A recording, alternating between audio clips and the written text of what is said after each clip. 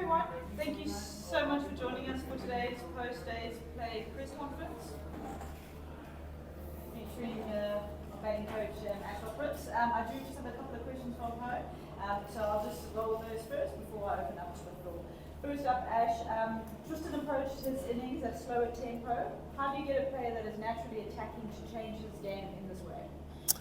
I think, first of all, good evening, everyone. I think it's important for every player to be able to adapt their game depending on the different countries that they are in and the different conditions that they are facing.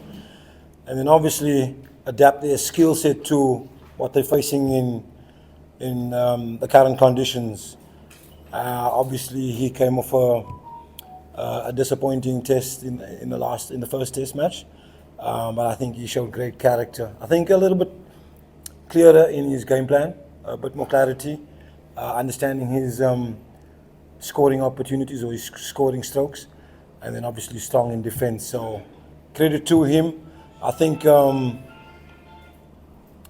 important thing is that from a South African point of view, with so much time left in the game, I don't think there's run rate is that important. So he's got time on his hands to take his time. Thanks. Just please do keep your cell phones on silent. Second, how has Tristan been coping with being moved up and down the order in his last few tests? And speaking of game plans, what was his game plan for this match in which he returned to the number 3 spot? Yeah, as I said, I think there's been obviously we want to be strong, and the players, all our batters want to test their defence against quality spin attack from Pakistan. But at the same time, it's important to have clarity on what your scoring options will be and when they present themselves. Which ones are your preferred scoring opportunities for rotation of strike plus boundaries, and just having a little bit more clarity with that. I suppose in any country where you play, you need a bit of fortune as well. Sometimes the ball can spin sharply. You're hoping that when it spins sharply, it beats the outside edge. But credit to him, he's been pretty solid in defence, and he's been quite positive in terms of his footwork, back and forth using the crease. And when he wanted to hit the ball in the air, was commitment in that for taking the aggressive option. So he's gone pretty well, and I'm sure he'll rest well tonight and try and be ready to go again tomorrow. And then just the first part of that question, just how's he been coping with being moved up and down the order? Just one moment. Please guys, do keep your cell phones on silent. Thank you very much. Yeah, I think he sort of sees it as a great opportunity to be able to go in at number 3 in these conditions. We've always seen him as a player who's got a pretty decent game against spin, and so the opportunity to move up the order, I think, is a great opportunity for him, and he's grabbed it with both hands. We've seen the stats in his different batting positions. He's got a pretty good average at number 3. So he kind of likes it in that position. But whether he continues in that position, obviously, in the future, it will be determined by where we play, conditions that we face, etc. And then lastly, before I open up to the floor, there's a twofold question. Tony has been very successful in the subcontinent. Is there room to adopt an approach that the number 3 changes depending on the conditions? So for example, Tony in the sub, Vian and or someone else outside the sub. And then second to that is what makes Tony so strong here in the subcontinent other than the sweep job? I think the number 3 position, I think as a batting group probably would fluctuate in terms of where we are playing or which countries we are playing. Vian Mulder has been in that position in the recent past and done reasonably well under different conditions. When we come to the subcontinent, we obviously, just like in the bowling department, equally with the batting department, we have to marry people in terms of horses for courses. Tony is a really good player of spin. He sweeps well, reverse sweeps well, uses his feet well. And because he's a good player of spin, we don't necessarily want him to be at number 3. We only have 2 left-handers with Rickleton and De Zorzi in a top order, and then we have Mutusami coming on later on. So ideally, you kind of want to stagger your left-handers in between your right-handers. So at the moment he's coming in at number 4, which kind of suits us because we have Rickleton at the top, and then at number 4 you have another lefty. Then we have Mutusami coming in later, so we've got the left hand is kind of staggered in the lineup, which helps us with the balance. Great. I think most of the questions come to us have been asked, but with the last half hour and the 2 wickets that fell, do you think that colours the day slightly in terms of what you thought might be a very good day for South Africa and now is more in the balance? Yeah, the last 2 wickets is not ideal. But a wicket falling or the partnership being broken with about 25 minutes to go, we know that starting your innings under these circumstances, under these conditions, is probably the hardest part of your innings. And then when you only have 25 minutes to bat, you're probably not certain how much attacking to do or how much defending to do. A guy like Brevis would, in his whole first-class career, not have had to bat in those circumstances many times in his career.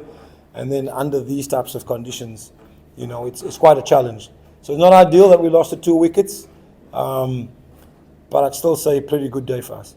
Do you think in terms of the scoring rate and the way South Africa approached the innings today, do you think it will be more of the same tomorrow, or could South Africa maybe try and get these runs a little bit quicker? Well, I don't think with 3 days to go it's necessary to go a lot quicker. I think the important thing is for every batsman who goes out there to find his natural rhythm of play. I think what we try and emphasize is rhythm of play, finding your tempo without out there in the middle, and marrying strong defence with good scoring opportunities. I think it's important for all of them to know where their singles are, to understand which kind of boundary options they may be looking at. But as far as time is concerned, I don't think there's any rush with 3 days to go. Pakistani spinners have been really accurate today, the 3 of them, as the ball starting to keep low as well. How do you plan to counter that in the morning session without losing wickets in the clumps as we saw in the first test match? Look, I think when balls keep low or balls explode, as a batsman, a lot of the time there's very little you can do about that. What we're talking about in our game plans, in our strategies, to make strong positions. Get yourself in a strong position, and should it be a strong reaction from the surface that gets your wicket, there's not a lot you can do about that. Put yourself in a good position to play defensively, but always having a mindset of scoring or attacking. So first prize is to score runs, second prize is to be in a good, strong defensive position. Right. Coming to this test match and losing the first test for 93 runs and dropping 4 catches, and then still restricting Pakistan to less than 350. What's your thought? Pakistan losing 5 wickets in clutter, 5 for 17 in the first and 5 for 17 in the second. So I think the batting conditions in both test matches have they're not unplayable, but they are challenging. And we've seen on both teams that if you apply yourself well, if you find rhythm in your batting, and you can score. But we've also seen with both teams that when new batsmen come to the crease, it's tough to start. So if you're facing a bowling attack that's on point, meaning they're quite accurate, when new batsmen are coming to the crease, it can be really difficult for the batters because you're not getting a lot of loose balls, you're not getting a lot of opportunities to rotate the strike, and the bowlers are on top of their game. When bowlers are on top of their game at the start of your innings, you can lose a cluster of wickets. But when the batters find rhythm, you can have big partnerships, as we've seen in this game and the previous game. And the second part is a bowler who captured 11 wickets in the first test match, Mutusami, didn't bowl.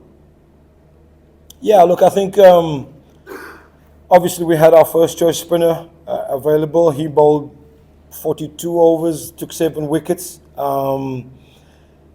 Mutusami, probably by his own admission, would say that he wasn't quite, he didn't start as well as he would have liked. Then we have another 4 bowling options in the team. I thought Marco Jansen and KG Rabada, albeit they didn't pick up a lot of wickets, bowled really well. I think the captain did a pretty good job of rotating his bowlers. We'll do 2 last questions in the front and then we'll do it. Yes, that's very about it. Very, very strong. we observed that the behavior of the pitch is before the lunch is different and after your bowler Maharaj took 7 wickets and become the second successful bowler of the South African history. And you know, the next day, the third day, will be same similar like the first day and Pakistan second day. What is the planning from your side? Well, we expect the surface to deteriorate as the pitch did it in Lahore.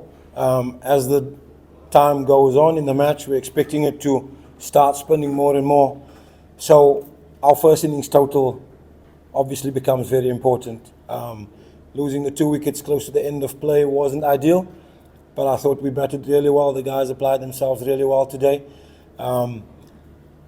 One more big partnership, something close to 100 in terms of a partnership, ideally for this wicket between Stubbs and Verreynne, brings us close to Pakistan's score. And I think the potential is there to possibly get 40, 50 runs ahead.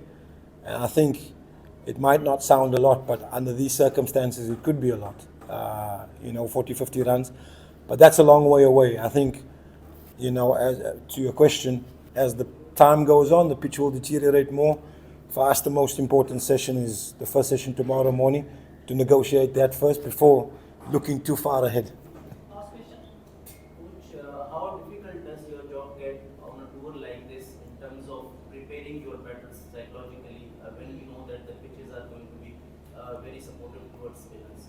I think it's a great opportunity. One for me as a coach, because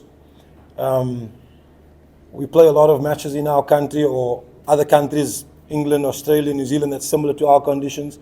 And touring the subcontinent is a great challenge for us. In this cycle, we have a lot of test matches in the subcontinent.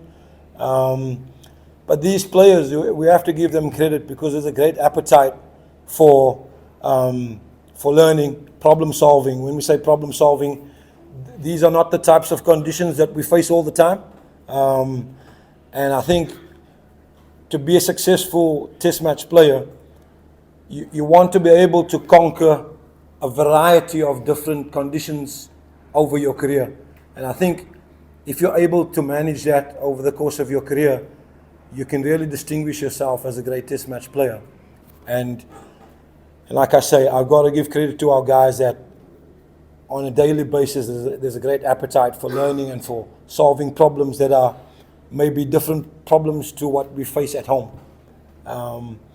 And so far it's going okay.